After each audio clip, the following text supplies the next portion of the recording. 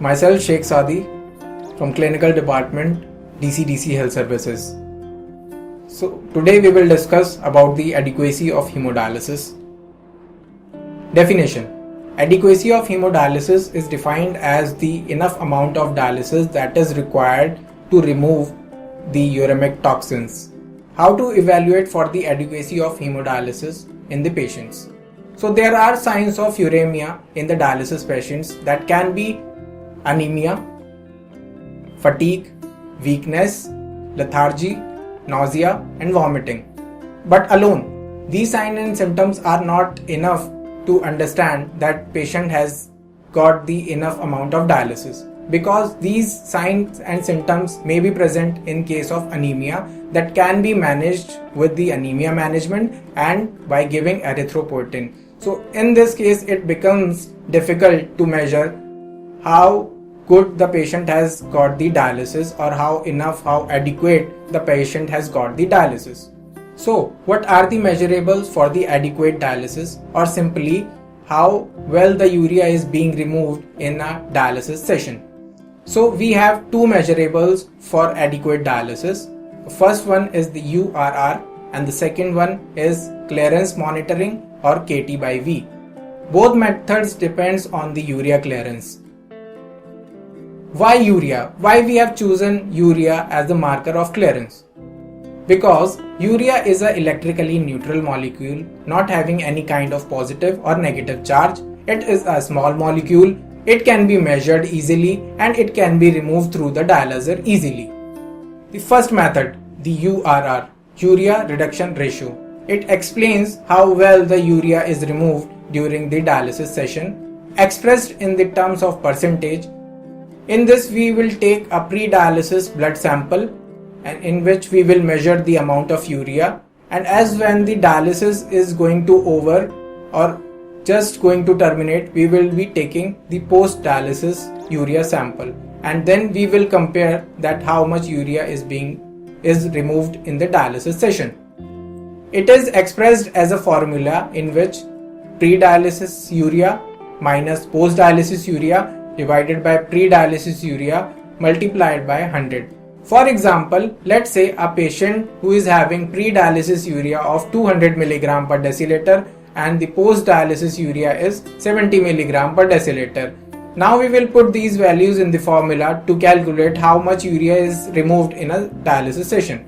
So pre-dialysis urea is 200 minus post, it is 70, divided by pre, again 200, multiply by 100, it comes out as 65%.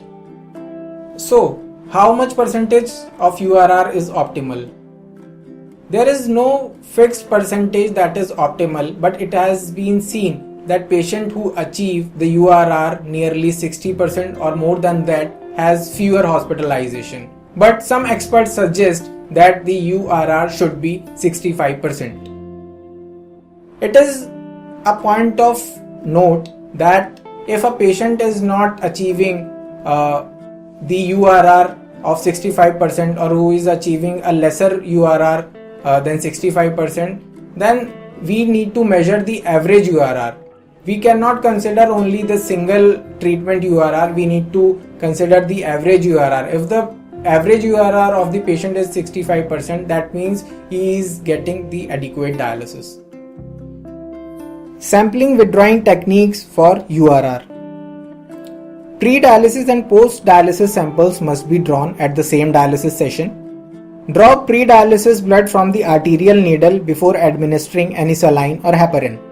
With central lines, if heparin and saline is used, withdraw at least 10 cc of blood before drawing the blood sample.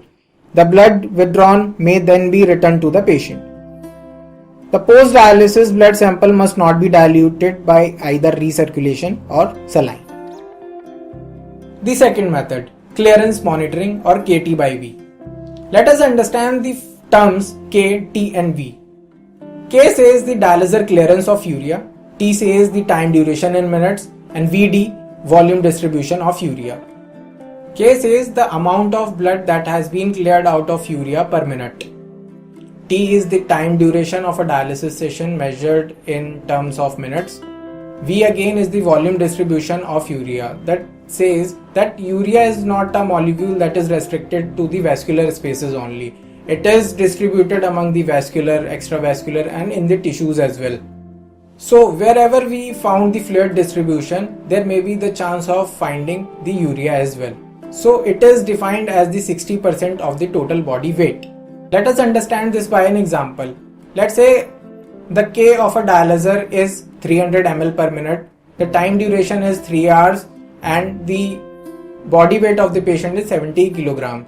So we will put these values. We have K, the dialyzer clearance of urea is 300 ml per minute. The time duration is 3 hours. We will convert it into the minutes, that is 180 minutes. Now we have to calculate VD, volume distribution of urea. As we said that it is 60% of the total body weight. So total body weight is 70 kilograms. We will convert it to the volume by multiplying it with the 60% and it comes out to be 42 liters. We will convert into ml, that is 42,000 ml. Now we will be putting these values in the formula and we will be getting the answer 1.3. How much should be the KT by V? The KT by V should be 1.2, which equates the URR of 65%. What if a patient is not achieving the clearance 1.2 or URR 65%? So in this case we need to do some technical, we need to deal with some technical aspects. Firstly, we have seen that the clearance depends on K, T and volume distribution. So in case if we want to increase the clearance of a patient who is not getting enough dialysis, we need to increase the blood flow rate. Why blood flow rate? Because when we increase the blood flow rate, the K increases. When you see the leaflet of a dialyzer, it contains the information of K, KUF, KOA. When you see the K, the dialyzer clearance of urea, it depends on the QB. It is given in the leaflet that at different QBs the value of K is different. For example, at blood flow rate of 200 ml, the K can be 180 ml per minute. At blood flow rate 300 ml per minute, the K could be 220 ml per minute. So we are seeing that as the blood flow is increasing from 200 to 300, the value of K is also increasing from 180 to 220. So it is clear that K depends on the blood flow rate. So by increasing blood flow rate, the clearance can be increased. Again, with the help of dialysate flow rate, we can increase the dialysate flow rate. It can also help in increasing the clearance, but it has a very limited effect, up to 10% only. Third, what we can do, we can avoid the recirculation by putting both the needles at a distance of 6 cm from each other.